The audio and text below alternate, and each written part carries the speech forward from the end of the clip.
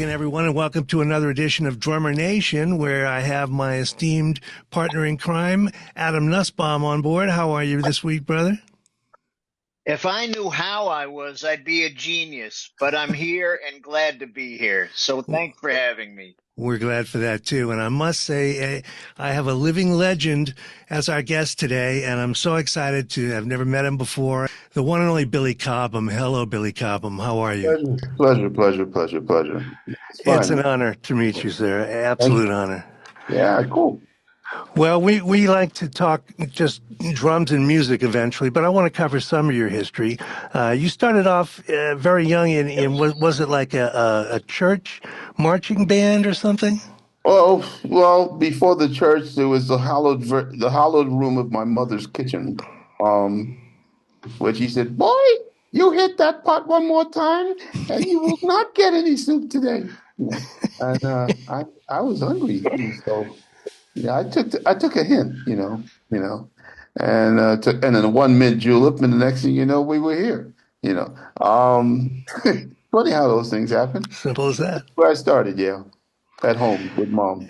But it was rudimental stuff, right? Eventually? Well, she wouldn't call it that. Right. I'm putting dents in her pots, with two spoons, the ding Hmm. pong, ding pong. But primarily, I was born into a very interesting family, which some of which I just visited a few months ago, who was still around in Colon, in Panama, and they remember making drums and timbales, steel pan, that kind of thing, in the shadow of the Canal Zone, Hmm. and that's just very little, long distance memories. But I'm 80, and so, oh boy, they're in the hundreds, they've eclipsed 100 years old now, but they're still around. Dennis and them, yeah, they're there. That's beautiful. Slow period, slow area of the world. Hmm. Things go by, and they wouldn't even know it was like light speed is like 30 miles an hour. Over there everything runs slow. Well, So yeah, it's cool.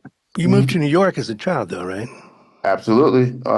As a matter of fact, it was just I was there to receive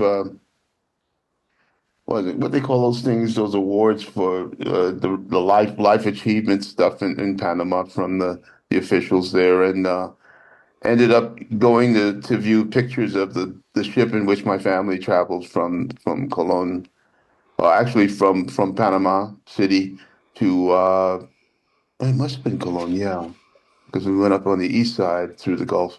Yeah, so it's there, and that was called the Cristobal. They just scuttled that boat about no more than 15 years ago. It was around. It was an American military transport ship at the beginning of World War II, and Hmm. it's got an amazing history because they traveled either to the United States, but they carrying people later. But before that, they went with the a lot of soldiers from Panama, New York, down into over to London, and then continued on down into Australia. So that ship had been around, and they were one of the ships that survived the all of the German U-boats all the way down that way. So it's got an interesting history. It's in the library over there, and it's yeah, they made it, and then they turned around and started sending people up to come up and help with migrants to help with the people that were lost in the war. Hmm. That was Do my you family. re do you remember that passage as a little boy? Tiny bit. The fact that I mean, from that point on, it's funny how certain negative things stay with you, especially when they have that kind of a thing. But I'm rarely on a boat a ship like that ever in the Hmm. rest of my life after that, and because I threw up on the ship, and I remember at 3.5 years old, I didn't like that feeling.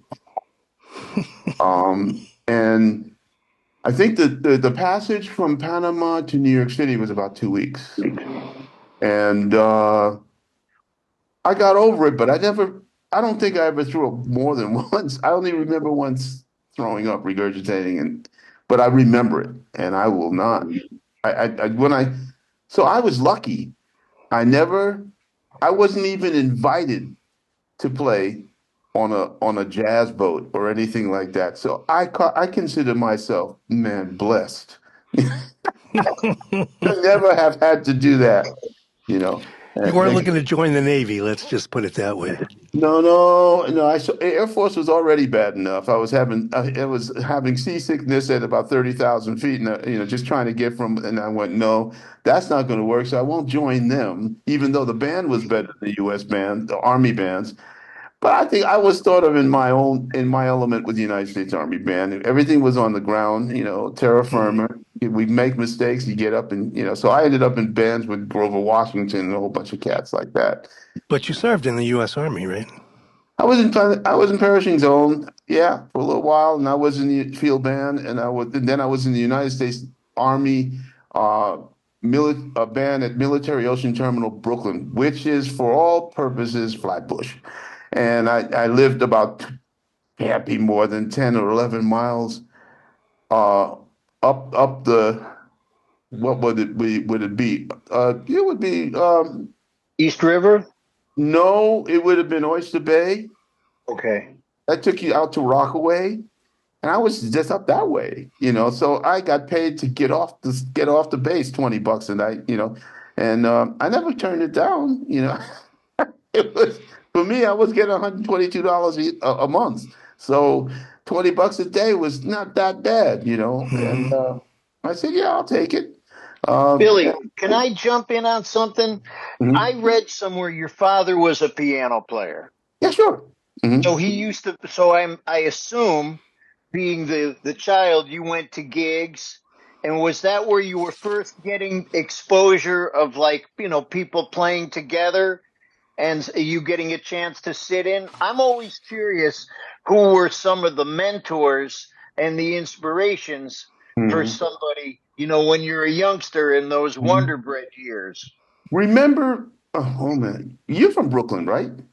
No, I was born in New York City, but I spent a lot of time in Brooklyn, but my Okay. wife is the Bensonhurst native, not me. Well, she know what I was talking about. I bet she would. What I'm saying. Well, to answer that, my father played piano. It was more of a. He was blessed and cursed at the same time. He had this personality that could remember anything, and so in the process, he would. He was born with a photographic memory. If I mean, believe it or not, we never had a piano in the house, but my father played piano. His brother, my uncle Edwin, was the chief organist of the Church of Colon in Panama. And their parents were old school English colonial slaves, not indigenous, slave family. In essence, that's what it was, plantation. And they had these ideas: get a real job, but not just get a real job. You will do this. You were born, and Edwin, the oldest son, you will, you will work with the church. Boom. Okay. What will you do in the church? You will play the organ in the church because they need an organ player. Okay. Not why? No, no. You will do this. Okay. It's kind of on pain of death, and then without saying that, and then the next son my father said, you will be the scientist. You will go to school. You will be the mathematician. You do. And of course, my father would then say why I get smacked. But there you go. And that carries down into Billy, who would get the pain down the road. And but that whole scene was very unique because my father kept sneaking around the door in which his older brother was practicing keyboards. And and his older brother would then turn around and just show him chords, blah blah. He would just remember that, and because my family loved popular music. Of course, Spanish music, Latin music, Afro jazz, all of that. They loved jazz and all of this. So I was brought up in this environment where when we moved from Panama, where they listened to American jazz and all of this and Afro-Cuban music on the CB radio or the whatever they call that thing, to get the shortwave radio, so they could tune in these different stations in Europe, and it was always awesome. Wow, the phenomenal things that a radio could do, and they were curious, curious, curious. Everyone did something musical in the family. It was just natural. It wasn't, wow, this is extraordinary. No one had to be asked. It was a part of your life. Of course you sang. Of course you danced. Of course you went to performances of one nature or another, folkloric or all of this. It just what happened every day. A way to a respite from quote unquote work, whatever work was, which was already always something really generally negative for in relationship to the economics of what that was reflected in what you did for what you got. And so in my house, all we heard was either Dizzy Gillespie, Charlie Parker, um, the Philharmonic Orchestras of the world, uh, the the singers, the Billie Holidays, all of these people. They were just, of course, they were there, And then it was everything was. Of course, you turn on the radio. Okay, that's Robin's Nest. Turn that up. Robin's Nest is coming from WNEW, New York City. And so when my father got up there, he memorized all these tunes in his head. We needed extra money because we were a black family.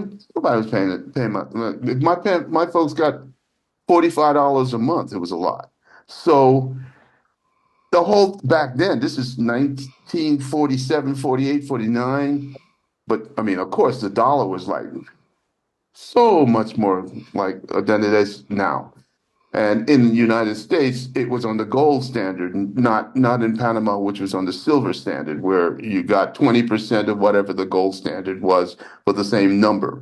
So all these things we had to learn, but yet, as in other countries that I've experienced over my years, you find a way to survive because it's either you don't and you die or you do. Done. Okay? There's only two. So you don't grumble much because the chances of living far outweigh and the promise of what can happen down the road is obvious. So next thing you know, we're just listening to Sinatra, Basie, oh, yeah, top 10, Basie, Ellington, top 10 AM radio? Hello? And this is going on, uh, song after song, Mel Torme, God, yeah. Exposure of a And it's just tradition. on these big, huge Crosley radios with tubes in them, that look like the old the predecessors of the Wurlitzer uh, uh, record players in commercial in the clubs, Mhm. or in the Jukebox. diner, and it's insane sound, like a mono sound with no speakers. The speakers are inside, Mhm. the coverages of the front of the radio. It's almost it's two-thirds as tall as my dad would be at six. I mean, it's huge, and this sound that's coming out with a 15 or 16-inch woofer in the bottom, and it's so rich and all of that, and you're hearing all these people, man. I mean, the bands. So I'm hearing Sonny Payne. I'm hearing uh, Sonny Payne with Basie. I'm hearing so many people. Ellington's players, Louis Bellson, everybody coming through this radio, and they're playing only the top 10 hits per half hour, and it's these people, you know. You. You can't get around it. You just switch it, just the dial just a tad. This is no FM. They never got that far yet. And all of a sudden, you're in a Latin environment. Tito Puente, Lito Rodriguez, and I'm waking up to go to school to that. Mm. It's like 5 days a week, walking, but all these things are in my head. And it's not just me. I'm in the uh, Panamanian, who was there? Puerto Rican, Colombian, Brownsville, Bed-Stuy, all in that area was a huge Latin American community. So it And was a very fertile environment, I had totally no fertile choice. environment. Right. I had no choice. Yeah. And, No, I and then read. now there's a club across the street. This is Fulton, Robert Fulton Park, Utica Avenue. This is, strangely enough, this is where the A train always stopped. It was a local stop. And so you come up Utica Avenue, and when you come right out of there, there's a club called Dodgers. Okay. And Dodgers was the Brooklyn Dodgers baseball team. Roy Campanella, uh, uh, Joe Black, Carl Furillo, Pee Wee Reese, and who else? Gil Hodges. Those cats owned a club there. Hmm, And what's inside? jazz music. You know, and so here's my dad. Slide in. Never saw those cats, yeah, that I knew of. But I mean, what would I know? I mean, we're talking Billy being 6 years old, seven, can't be more. And but my dad one time brought me inside because he had this kind of thing that he did. That's why I bring up the thing about mental rest. He could retain so much. He learned how to play the piano by watching. Okay, then he would sit down and replicate what he saw and heard without knowing what key it was even in. You know, he only played in one key anyway, and that was F sharp on anything because he didn't know that there were other keys on the piano. He just saw where the hands went, and it was all mostly black keys. So he's playing in F sharp, you know, all the ballads, and all the classics like Sweet Lorraine and My Funny Valentine and all of this. But what he's also doing is that he's trying to find a way to earn an extra buck. So he would go in the Dodgers, where I don't even know if that was the first place it started, but a lot of different clubs because he was in essence uh, a guy who could retain numbers really well. So he was kind of an economist who remembered what worked and what worked was not. I never knew how all that stuff worked, and that word that I'm missing right now it eludes me. But getting back to this, he went into the club. There was a piano behind the bar, up above introduced himself to the when they first started.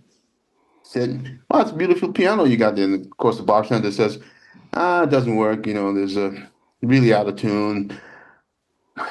And he says, nobody's going to use it? Oh, they just play it when they play it when it's fun. And I said, you mind if I take a look at it? Maybe I can give you a hand.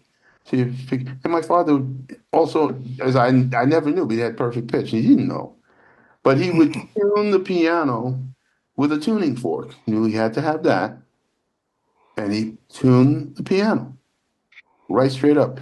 And the guy said, then he would start to play it just to see how it would work. And this was like free, just to see. Nobody's in the bars. Bars are dark at 12 in the afternoon or so. Like, it only opens up after 8 o'clock or 6. And on Fridays, it's the Eagle Fives on Friday. Everybody comes into the bar, lights up and everything. The guy says, "Wow, that piano hasn't sounded that good in years." And you must charge a lot of money. No, no, no. I just live across the street. You live across the street. And next thing you know, my dad is there and he's just playing alone. the people for tips. On Friday, the Eagle's flying, and they're buying, like second single malts, no matter what. And next thing you know, my daddy is coming home with a lot of the money from the people who got paid that night, and they're singing, doing the forerunner of karaoke, whatever, as Mhm. young as they are, and there we are. We made some money. So now that opens up into Long Island and going out out there and with him once or twice, and because the drummer never showed up, or there wasn't a drummer, but there was a set of drums that, and since you like drums, come on, he sat me down. Feet couldn't touch the pedals. It wasn't no chance for me, not at all. So I would have to stand up and try to do whatever I could while not too many people were around. And that was the bug. Uh, I was That's a sold. great story. Mm. Let me ask you this. I read that in your neighborhood when you got to New York, they're block by block, African Americans, Yes, Cubanos, yes. Dominicans, Mm-hmm. Colombians, Yeah. Panamanians, and Yeah. that they were all united not just by drums, but by clave. Mm-hmm. Few different ones.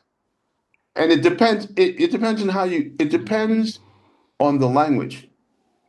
Okay. So Haitians, French, but their clave is different because of, I mean, the French are the French. What can I say?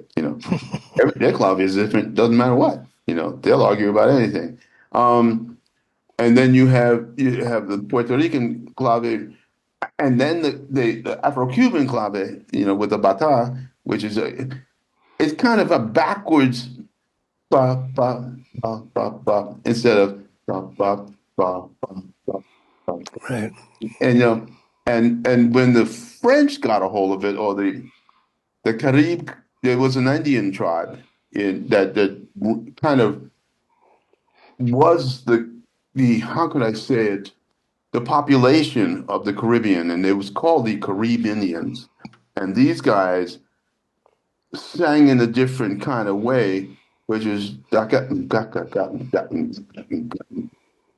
but it was in so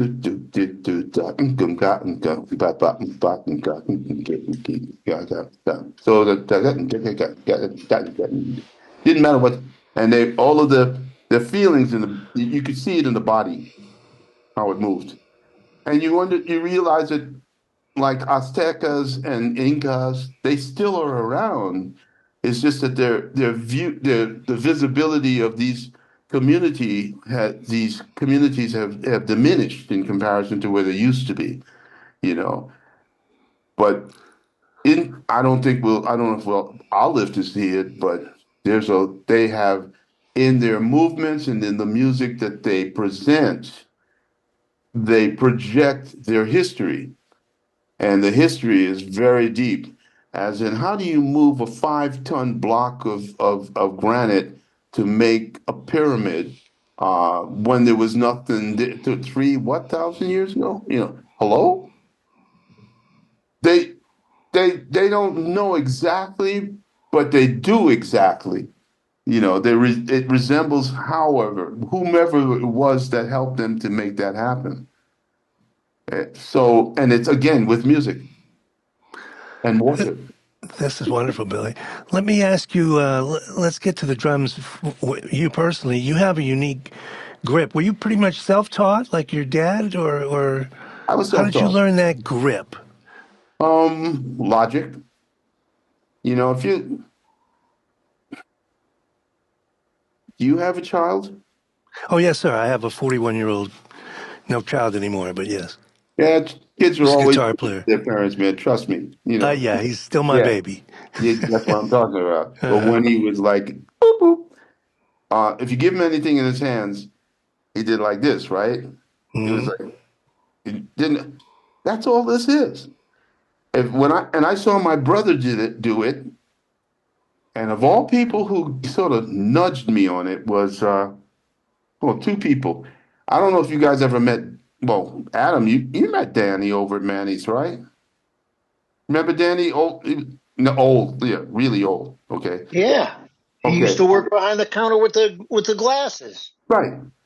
Yeah. Well, I knew Danny and the family Manny before, Right. and we're sitting with. I just accomplished something for myself. Thank you to Uncle Roy Haynes. He helped me to get into music and art high school in 1958 with a little note that said, "Put him in, he'll work," or something like I don't know. Because I needed to. Gabriel Kosakov was the guy that got us in. He was an old trombone player in the army, but he was the head of the the one of the main teachers at music and art high schools up in Harlem when I went to Right. school. And me and Freddie Lipschitz and let's see who else was there. Jimmy Owens, Larry Willis. Boy, we had a whole bunch of us crazy people. Leroy Barton, all of that. We all went to school then. Um, and what happened was there was a way to study. I got a chance to. My folks said, "You get into that school, and you get a drum set." And we couldn't even come close to buying a full, what, a five-piece drum set. I got a snare drum with a stand. I got a bass drum, but we had to wait for the pedal because we couldn't afford it. I got a hi-hat stand with no cymbals. Um, and that was kind of it. And I was happier than the pig and shit. I mean, I was like, yeah, You're man, getting to play with yeah, good people at school. yeah. And let me ask you, was there a specific drum teacher at the school at that time? We didn't have one. Okay, so We it was didn't have one. basically you were So playing everything that you'd learned by watching and Leo listening. Mitchell, listen, Leo Mitchell, Harry Hall, Larry Hall, Leo Donnie Mitchell. Kendall. I remember Remember? Leo. Yeah, Yes. all those. We went to school together. Okay. All of us, Columbia. And Lowell. Yeah. So all of this was happening, and all we had to do, all we had as teachers were ourselves to compete against each other in a not even in the front. It was just it was a natural kind of way. You can play part, it'll show me. You know. Community. Yeah. I mean, but it was like, like Who and showed you that initially, Billy? Who showed you the oh, first? Huh? Leo, Leo. Leo Mitchell. Now, no, you got to understand. And Leo was taking kind of sideways lessons with Philly Joe, you know, and over in Minton's. And it was all these kind of things that was happening in that community. And yeah, and so he's sliding in and out, sliding in and out, so learning the good things and the bad things. Unfortunately, that's why he's not here.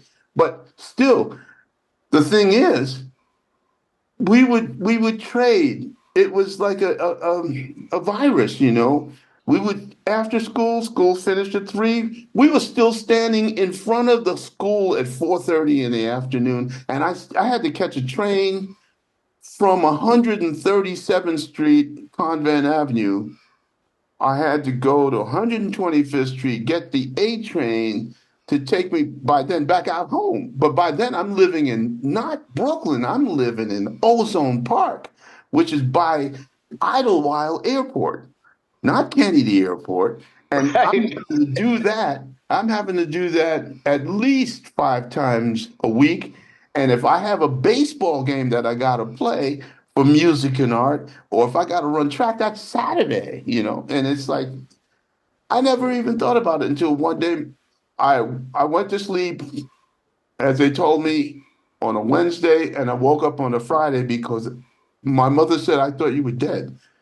The emergency came. They couldn't wake me up, and my breathing was shallow because I had run out of energy.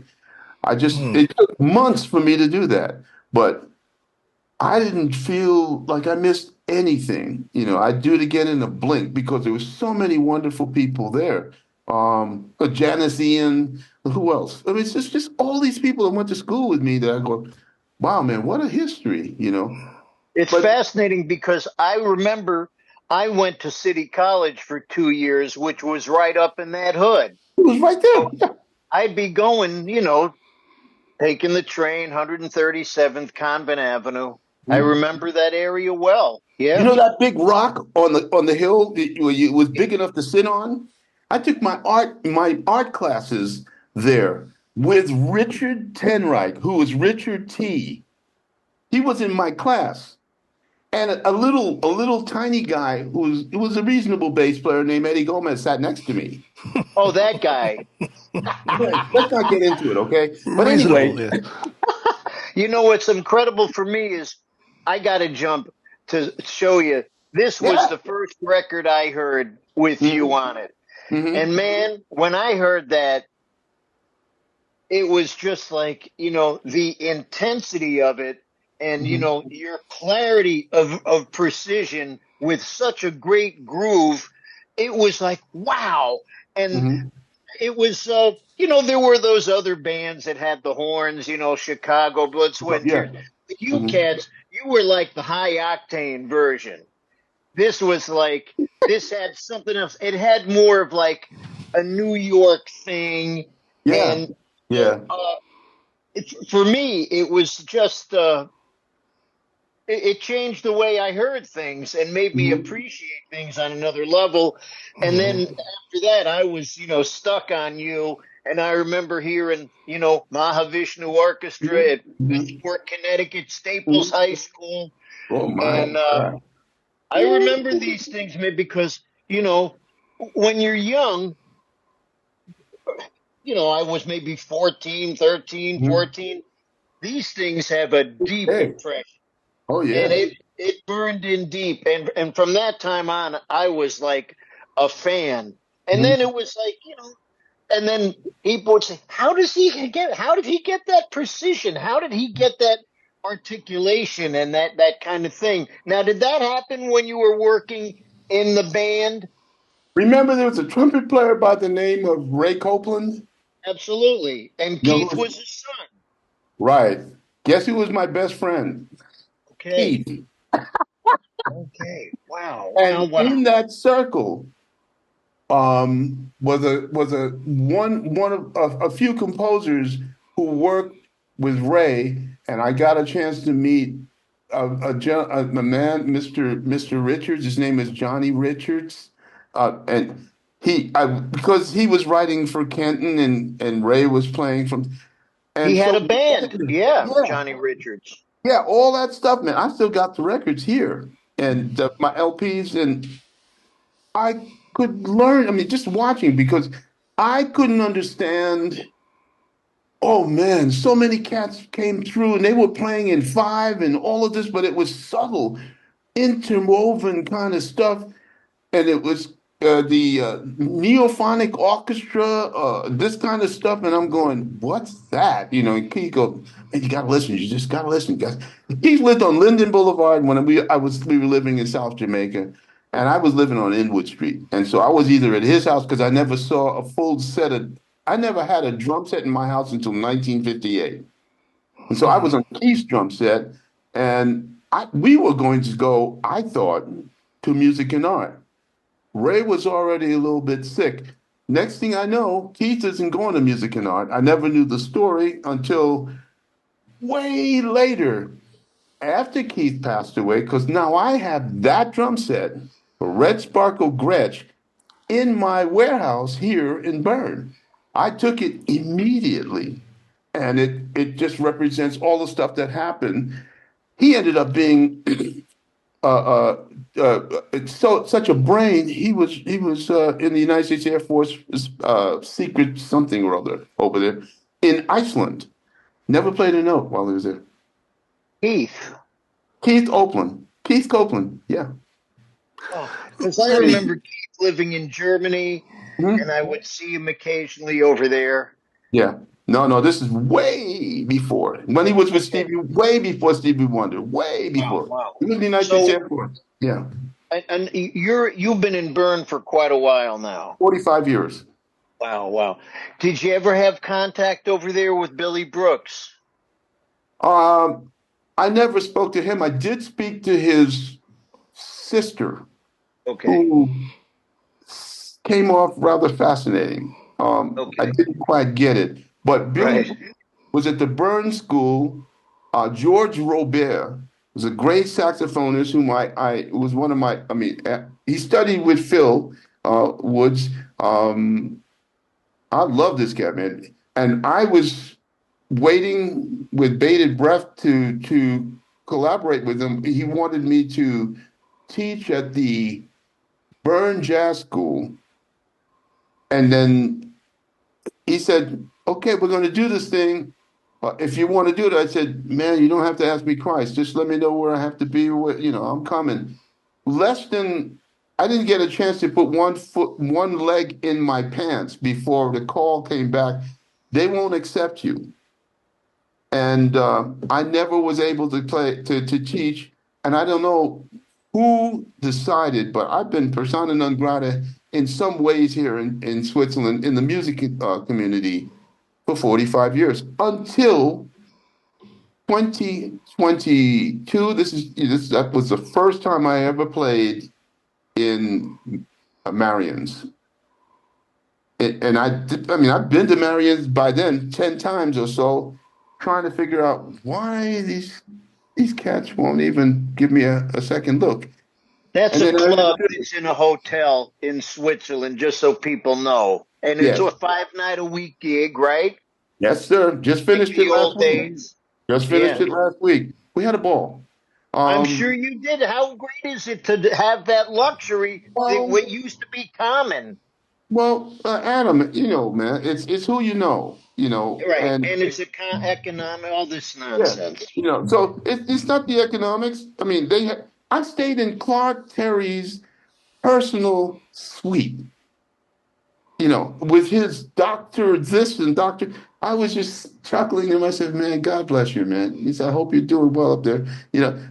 It's just, they really, really, the club, there's certain people. Well, the first person I ever ran into, and the reason why I went was because I needed to pass on a letter from his nephew to him, was Bobby Rosengarten, who was playing in the Dixieland band in that club. And John Charles was my partner in the United States Army Band. I was playing and he was writing arrangements and stuff like that for in the band.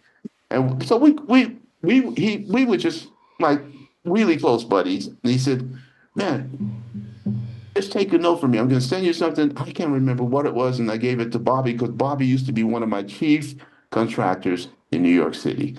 I mean, it was great to see him. He had a heck of a band. Some of the few Dixieland bands that I loved, and one of them was Hips. He had it down, man. And he's all purpose mallet player, you name it, Bobby played it. Didn't he do the Dick Cavett show or Yes, something? sir. Yeah. Yes. Right. Hmm. Yeah. Hmm. Yeah.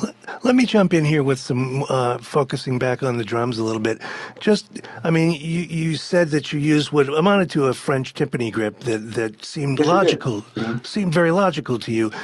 Also, you developed the open-handed style, and again, I think if you just take somebody who's never played drums and you give them a pair of sticks and you sit them down at the kit, they're going to hit the hi-hat with the left hand. It Well, that seems wasn't, I mean, natural. the big thing was, yeah, they probably would, but that wasn't so much, that was a minor. It was just getting comfortable Yeah, and tell me what led to that style. sitting properly.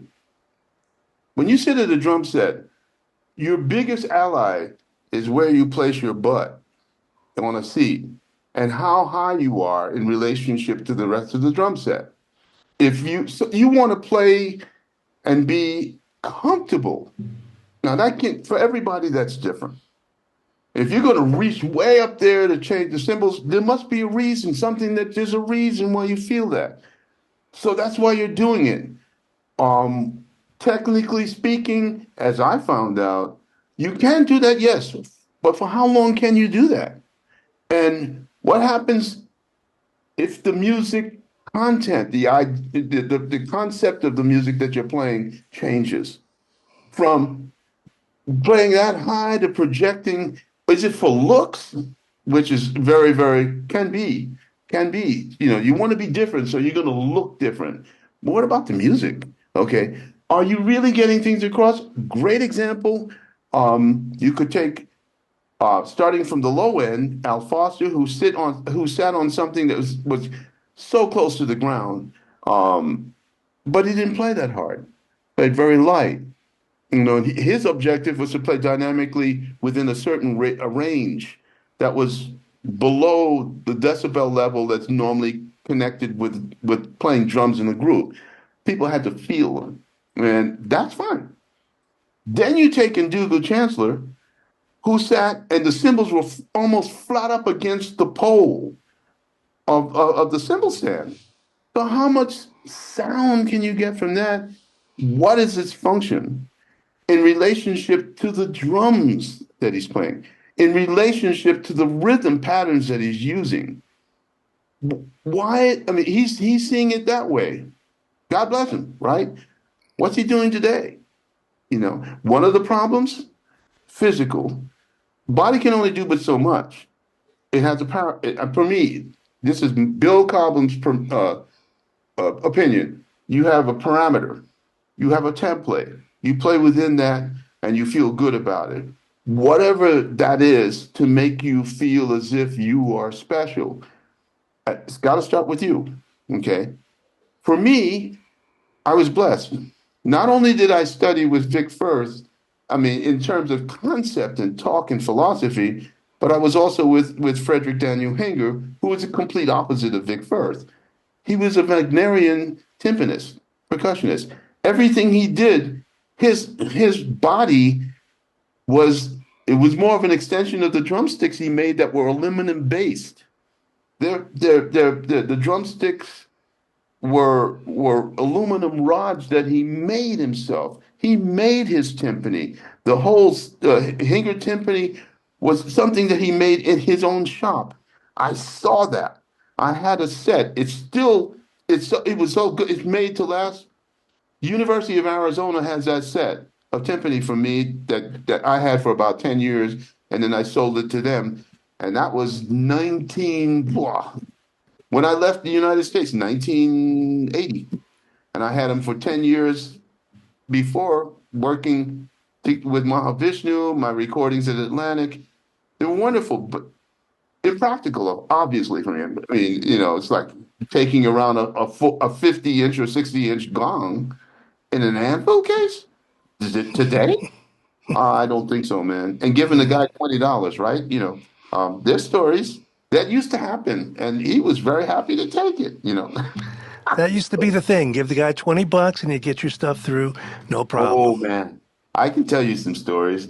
It wasn't only my gong, and the gong got lost. I never saw it again. Hmm. Yeah, and it was in an orange underscore, orange, red, sun orange with a green, Kelly green. The type, it was like uh, BC on both sides, and then I think so, and they lost it. Eastern Airlines, man. And all we were doing nonstop from New York to Boston, and they lost it. That's a Well, shame. another story. But anyway, yeah, But let me ask you about when you sit at the kit, and you've alluded to this. You have such a natural, comfortable yeah. demeanor in the way you approach it. I Mhm. mean, I know drummers. I'm in my late 60s. I know a lot of drummers my age. We're all starting to fall apart. You, if you don't mind me saying, are a few weeks away from turning 80. Yes.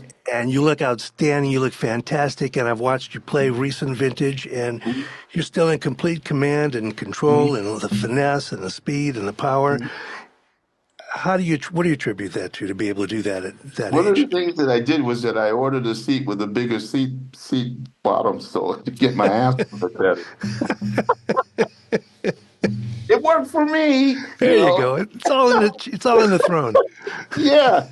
Boy, and I never stopped eating spaghetti. But it's like with that in mind, you you have a power source. You know what I mean by that? You know where that would be in your body? Well, I want you to tell us. But you tell me. The power source would be your core, I imagine. Thank That's you, all. sir. Thank you. Just be sure. I want to make sure I'm on the same page. All right.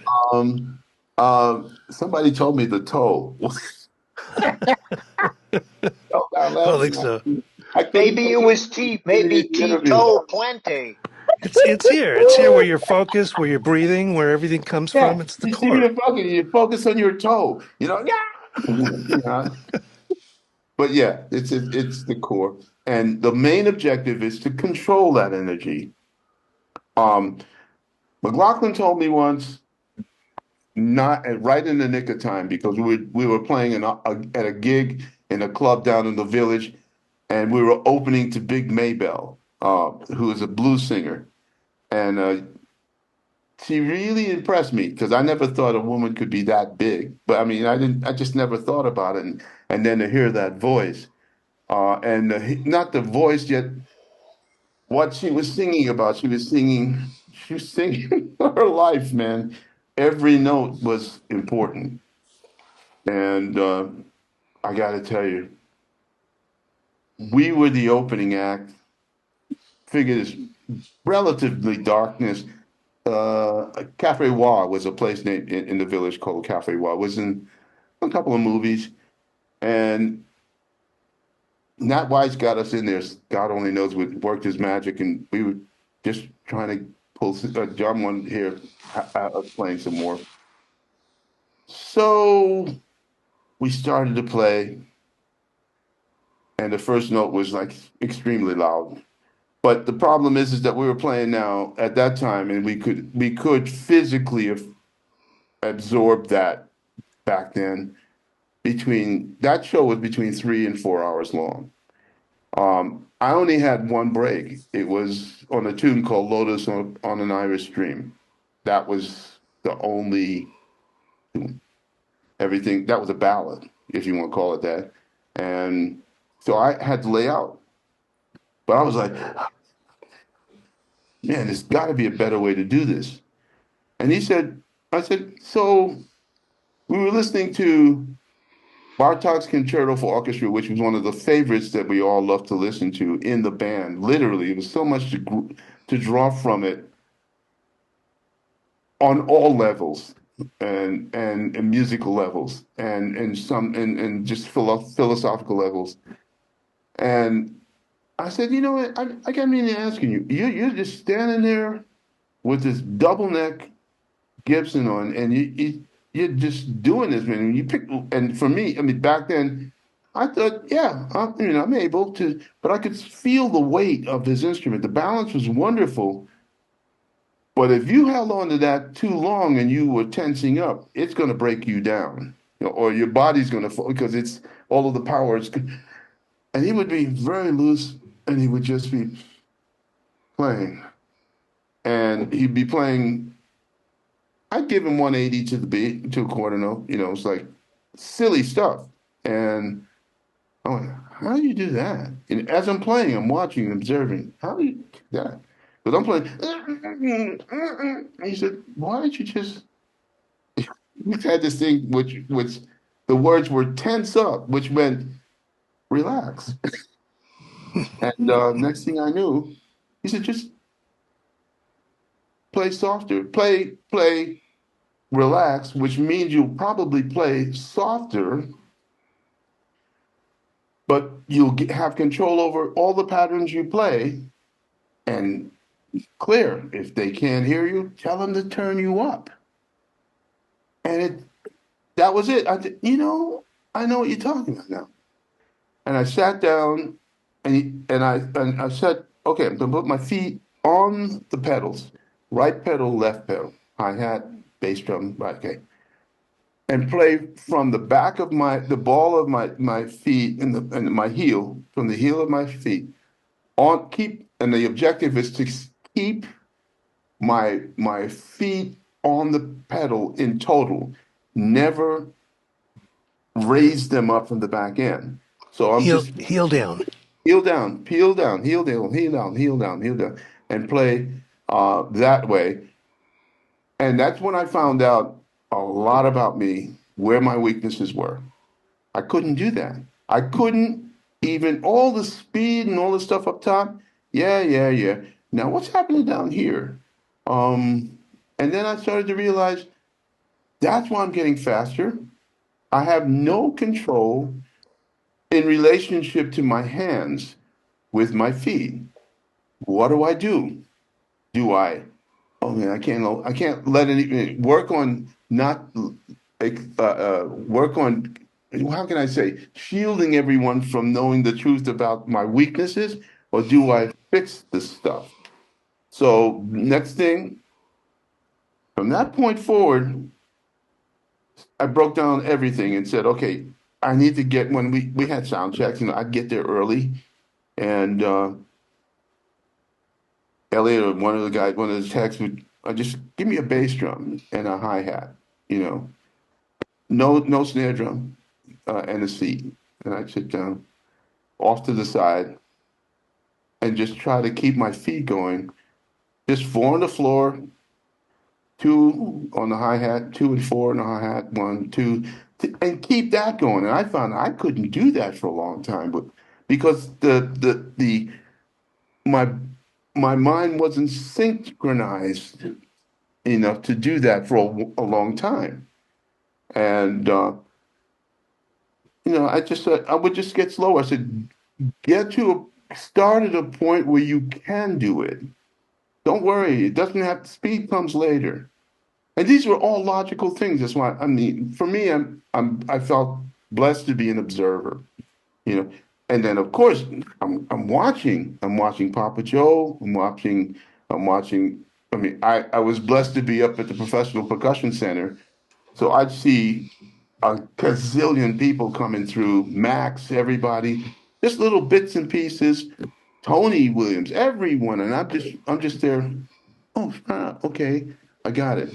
From press rolls, uh, where the pressure, if it's equal and if the sticks are to some degree within weight range of each other, now you're ahead of the game. You can balance these things out. Then there's the head, and then you have Al Duffy, who's talking always about tucking heads. So now we learn about tucking heads. All these things, tiny little bits and pieces. Uh, I can't blame any young people for not knowing that now. It's just that it doesn't exist, you know. But if you know, and you know what kind of music you're playing, okay, all of a sudden things start to fall into place. And when I saw Papa Joe he was playing in duet with Teddy Wilson, no bass, okay, on a 26-inch bass drum with a big powder puff beater and his dancing shoes and brushes. And Teddy's playing stride, man. And they didn't need anybody else. This was on black and white TV back in the day, CBS. And they played some amazing stuff. Just the two of them. Uh, and who was there? Wasn't Walter Cronkite? It was the guy before him, the guy that smoked all Robert the. Morrow, Here you go. Ed Morrow, Edward, Ed yeah, Morrow. Edward Murray. Right. And I got to tell you, man, I went.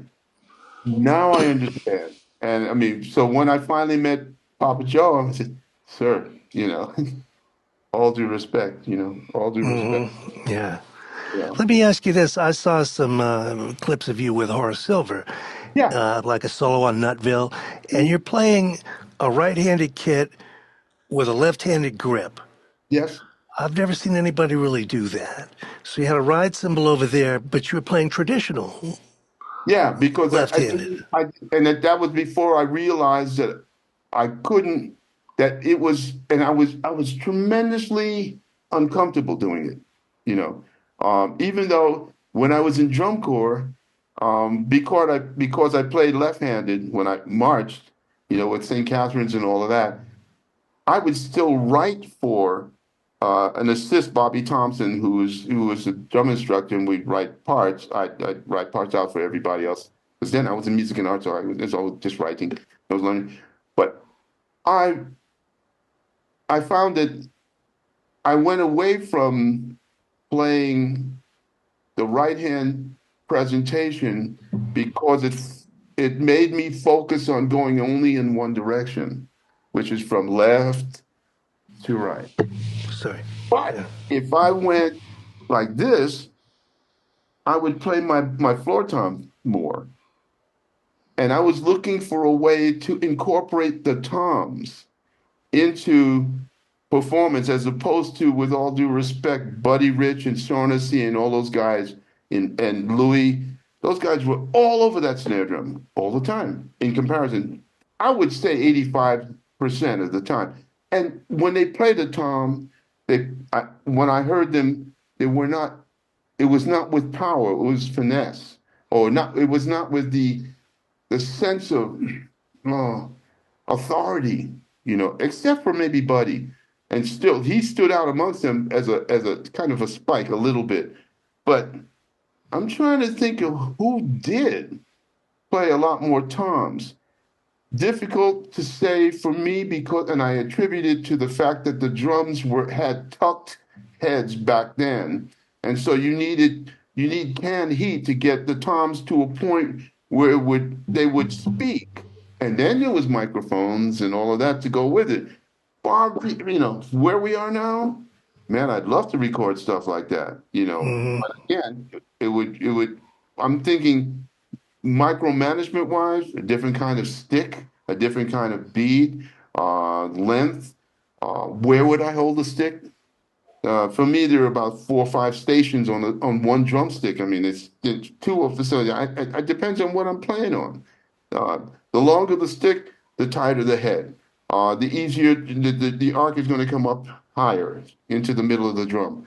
All these kind of things, and I'm seeking because of Vic not to hold the stick any longer than I have to. Because I mean, even in Vic, he used to say, William, the last time I practiced was maybe 50 years ago, when I joined the Boston Symphony Orchestra. And I'm going, huh?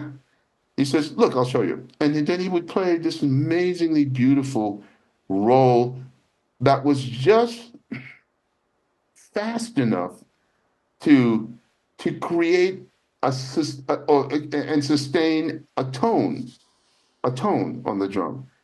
You didn't want to hear no, no, no. You wanted to hear and he knew how to do that. And again, the motion was circular. It wasn't up and down. I mean, all these little things, and you go, uh-huh. So now if I apply that to the drum set, um, or to a set that Louis had me make with 3 bass drums and 3 snare drums and where they are and the placement of the drums. Man, we got a whole year, maybe half a lifetime trying to figure out what comes first, the chicken or the egg, and where to place things, how to sit at the things that you've placed, how they should sound, how they should be angled, the drums. Um, Ergonomics as such. yes, there you go. There you There it go. is. Yeah. You Are, know, are you naturally left-handed? I'm sure No, you've been asked that before. no, You're uh, not. no. I used to in baseball. I used to be switch hitter. So I mean, I play left-handed. I hit right or left, Hmm. and but I throw right. And now this interest in the toms, is that partly what led you to larger and larger kits? No, the necessity to provide more sounds, more tonal personalities, Hmm. uh, attracted me to that concept. With the orchestra, it was about playing the drums, and this is a big umbrella word musically. Okay, then it's harmony, melodically, rhythmically. The phrasing had to be correct. just Seeking music, everything about the everything elements of musically. music. Yes, sir. Right. So, what's beautiful is when you have a combination of mentalities where okay, the shorthand of music is reading the notes. Okay, good. But it's not primary, it's what you interpret. So, you don't I mean, you're reading notes, but you're interpreting what people are playing and how those notes make up a line of information so that you combine your ideas with your colleagues on the bandstand in real time. And that might mean not playing any notes at all. When the time's right, you and only you know that. No one can write that. I mean, tacit is not doesn't even come close. It's just that kind of situation. So you get to know by uh, being exposed to your heaviest teacher, which is yourself, when you make mistakes. and you say, God, man, why did I do that? Don't ever forget what you did. It may come back in a different way next time. As damn, that was pretty hip what we did back then, but it didn't work before. Fine, you can't water under the bridge, baby. Move on. What do they say? You know, Mistakes are opportunities there you sometimes. go. Always, not just Right, sometimes.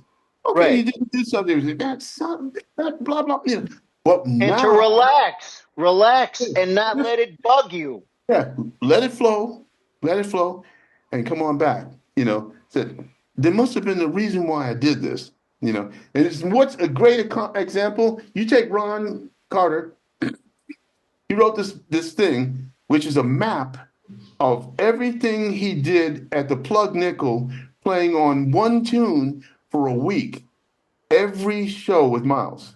Okay, Autumn Leaves was the opening tune, and he played a different bass line on purpose. He was trying to figure out what worked and what didn't work. And then when you tie that into the statement that Miles has made and Herbie has made about the wrong note is only the wrong note by the note that is played after it. Okay, now you put all of that together, bam, you've got a personality. You went right where I was going to go with this, which is to ask you about Miles Davis. How old were you when you worked with Miles? I hated him. No.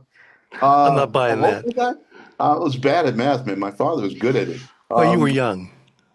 But we're talking 1971, 70. So this was Jack Johnson, or was That this was before that was Jack the Johnson? whole. All I was involved with, Adam, was the how can I put it? The Bitches Brew series of recordings, At which that time? all happened about within a year and a half. Uh, uh, what was it? Live Evil, Circling the Square, or Circling Around. I don't Right, remember one note I played on any of those records except Jack Johnson. right. Why? Not because of what I played, but because of what happened to get us to that position where I was playing. And it was so natural. We were at Miles's house the night before, I remember. I saw, I think even, I think Svengali might have been there. Um, That's Gil Evans. I'm sorry. Yeah. Yeah. Thank you, Adam. I'm sorry. Excuse me. Um, I As don't he know. was for sure. Certain things just like, Definitely. ooh. I'm thinking, I'm back home now, So Gil was at Miles's piano, which was built into the couch in the living room. Miles had a piano that was built into the back of his couch, and it was just I came in and we kind of like tapping around. It was McLaughlin, Grossman, Michael Henderson, I think, but I know Mike was on the date. I can't remember. He might have been there too. And I came in and we played, just tinkle here or there, and we ended up with a composition. I wish I had it. It was a piece of composition paper from that you would normally buy in a notebook for school. It said composition on it. It was black with little dots all over it, Oh, yeah. and if you were lucky, you get a free box of Good and Plenty with it. Something like that. And you sort of like got all of that stuff together, and I mean, I'm looking at it, and I get this piece of paper, it's lined paper, blue, faded blue lined paper, white, and on that lined paper may have been 12 lines, and there were 8 notes on it, one per line, across the diagonally going down, and said, "We're going to play on this scale." But there were no. It was just those notes could be anything. It didn't say G. It didn't say A. It just said those notes.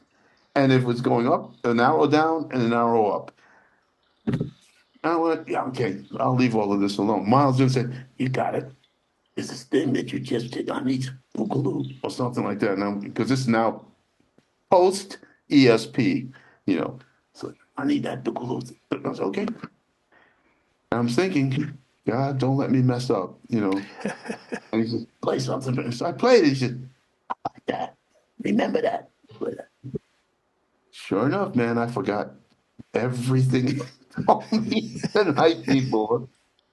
But it was after we had we got in the studio. Whoa, boy, it was on the fourth floor, Columbia H or G, I can't remember. 30th And Street. yeah, and we just no, it wasn't 30th Street. It was 53rd. Okay. You know, it's where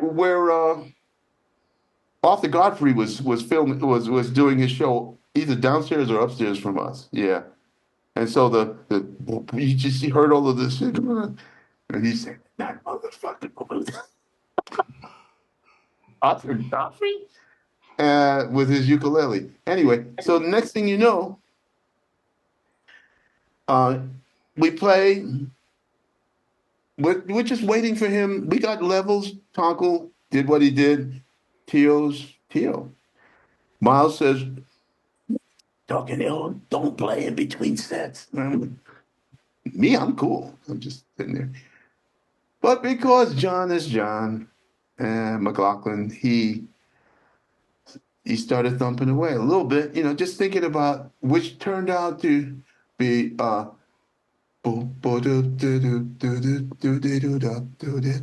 but then it was just a shuffle. It was did bid because he just couldn't stay still. All of a sudden, Michael Henderson just started playing. And it was very soft, you know. And it felt so good. And sitting down, and my hand, I don't know what happened. My hands started moving. And the next thing I stopped playing, just this light, you know, just and it's starting to get like pretty intense because now John is soloing. And the next thing I know, Miles comes in. I told you not to play in between. Everybody's up. And Henderson just took it personal. Man, this MF, he gonna tell me this way. He ain't gonna show me how. Now I'm going, oh God, man, I don't need to be in the middle of this. Let me just quiet and just hang, you know, and see where it goes. Next thing you know, John is laughing and he starts again. He's just, and Michael picks it up and now it's like roaring, man. Next, Miles runs outside and said, red button, you know. And you just saw the mouth because now you couldn't hear him talk. They started recording. We started and John's in, next thing you know, we've got this thing happening. Red light, the door. In through the door walks Herbie with a bag of groceries, and a an LP from his first LP on Warner Brothers called Fat Albert Rotunda, just been released. He gives it to Miles. Miles is saying, "Play," and Herbie said, "I'm triple parked." As in New York, in Harlem, it was well. I'm so used to it. Yeah, couldn't be double parked. You know, it was triple parked on 53rd Street between Park Avenue and Lexington. There's no way. There ain't no truck going down there. And you know, it's not angled in. It's just one, two, three on both sides of the streets. And I'm going, triple park. I'm watching all of this going down. I'm saying to myself, I am a bug on the wall checking this out. All I need to do is just keep time. I don't have anything. And finally, he gets Herbie to put the bag down. He took the record and said, play. And Herbie starts to play then I didn't realize until I heard later, that Farfisa organ had not been played in 4 or 5 years. It was just dusty. So when he played on the organ, they plugged it in and it blew, it didn't blow up. It just blew all of the dust out of the thing. It was all this gray that went into the air in the studio, and he started playing pop, pop, pop. So when you hear this kind of cryptic pattern, he's trying to understand which notes work and which don't. And then the next thing you know, his two forearms just go down. And I'm watching this like big eyes, man, going. how I can't believe no one would ever believe me, but I saw this, and it was. I said, "This is something for the annals of time." I mean, because what came out was off the hook, man. And then that couldn't have been. Maybe that record date started around 10. Miles said, "We got it." I don't even remember what we were supposed. Oh, we were going to do music for Jack Johnson, and that's the music we did for Jack. But it had nothing to do with what happened in his house. Done. I Fresh, think, fresh. part of Miles's, brilliance was bringing people together and just let's see what happens. But Adam, can you imagine walking into? I You mean, had Keo there who also knew how to, boop, boop, boop, boop, boop, boop, boop. and So that's he why you was got Silent Way on some of this stuff and all of that, and it just right. worked.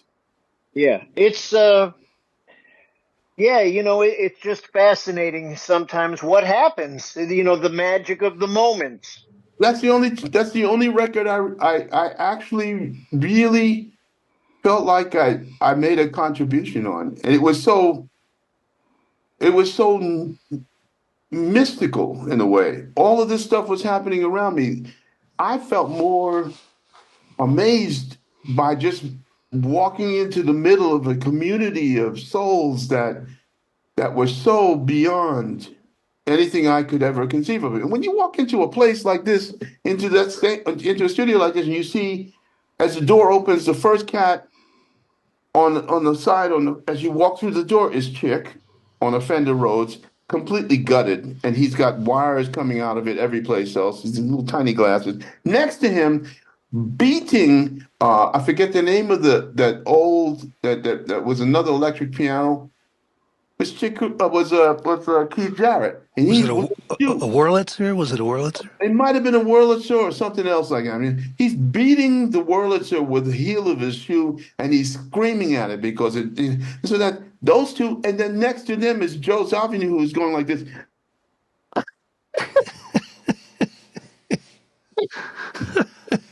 It's like that's just three, and then the fourth cat, Larry Young on organ, and Larry's wearing a purple muumuu with a big Panama hat, and he looks like the Cheshire Cat in Alice in Wonderland. I mean, it was just like, come on, this, I don't want to play, I just want to watch. And that was just the core of pianists. And then there's Illyria Lima percussion running around like with a berimbau screaming. I don't know Was about it what. Airto? Was Airto there? Ayrton was there as well, but And Don Ayrton, Elias? no, Don wasn't there. Okay. But Elroy Chowdhury was there. Ayrton was there. He came in with a huge suitcase full of anything. I thought the kitchen sink was going to fall out at any point in time, and everything else that was related of sounds. And so that was just he was in a thing by himself. But they wouldn't. Illyria wouldn't stay inside any box. So he just ran with no shoes on. His pants legs are rolled up, and he's running around screaming with a beer and and that was some out stuff, man. And with all of that happening, what I found to be really special, because John, of course, was there, but Grossman is just leaning against whatever it was, like a baffle or found, and it's like he's about to sleep. But his saxophone's ready to go, and I'm going, how can you sleep in the middle of that? Ron Carter was there, Harvey Brooks was there, um, and I think one more drummer. I did not speak to him. Didn't if it was Lenny, but I didn't, or Jack. I didn't know. But I'm not. I don't think I was the only person there at that time. Billy, these stories are fabulous. Adam has to bug out at 12:30. Uh, can we Record do day? can we do a part two? Can we do a part two at some point? I mean, this is wonderful, but I've got a lot still to ask you about. Yeah. Okay. I'm home in Panama between May 5. because now, again, not possible. But from May 5 until or May 6 would be better for me until June 10th. Okay, I'm we'll work around. that out. And you guys are in at Eastern Standard Time, right? Yes, sir. Yeah. Yeah. We'll be all in the same place in Eastern Standard Time then. Okay. Right Well, now I'm in Jersey. I'll I get this. wish I could stay. I have a family obligation that, that I have to. It's not a problem, man. That's it. These are just Man, I it's nice to love do these. hearing these stories. And, I'm so grateful that at least the technology has enabled us to come together. Sure. And because something that it's always great to hear backstories, Mhm. because when we see somebody who plays so wonderfully and has been such an inspiration, you see what they do. You Yeah. can maybe figure out how, but this gives us an insight as to why these things have Sure, occurred. sure, sure. And I feel that this is very necessary, especially because we are living in a different time than Yes. things used to be. Yes. And there's certain things that can't be replicated. Oral history is something which is wonderful. And Mhm. I'm just so glad that you're here and you're still out here as a vital force. Yeah, yeah. I And mean, an why not? inspiration to me, man. Absolutely. Great, Such an great. inspiration. You know what? And Because I to so wanted to ask many. you, but next time around, another place that I never had. I think I walked into that place once. It used to be a jazz club on Park Avenue, down in South Park Avenue, and it was I really wanted to play that place. I was wondering how it sounded in there because I think you might have played there. It was a jazz club. Randy Brecker's ex-wife used to play there a lot. Do you know? Ileana. Ileana Elias, yeah. Mhm. But it was a Yeah, cool club, and it was really well taken care of. Really nice place. down on Park Avenue. It was like not on Park Avenue. It was on it was in between Park Avenue and Lexington, maybe, or Park and Madison, Hmm. South Park Avenue down I'll have to. to I'll ask her. I got a gig with her at the Kennedy Center on May 10th, so yeah. She'll I'm know. looking She'll know. forward to that. Yeah. I mean, Wow. All right, wow. gentlemen, we'll hook up for part two, and I'll get this out probably next week, pretty soon, and I'll send you all the links. I can't thank you enough, Billy. I'm honored that you would speak with us today. Not at all. Not at all. It's fun for me. Fun for Oh, me. No good, problem. good. Hey, you guys, be well. Stay All safe, right. huh? Thank Well, you, man. Thank you, Cats. Stay Okay. well.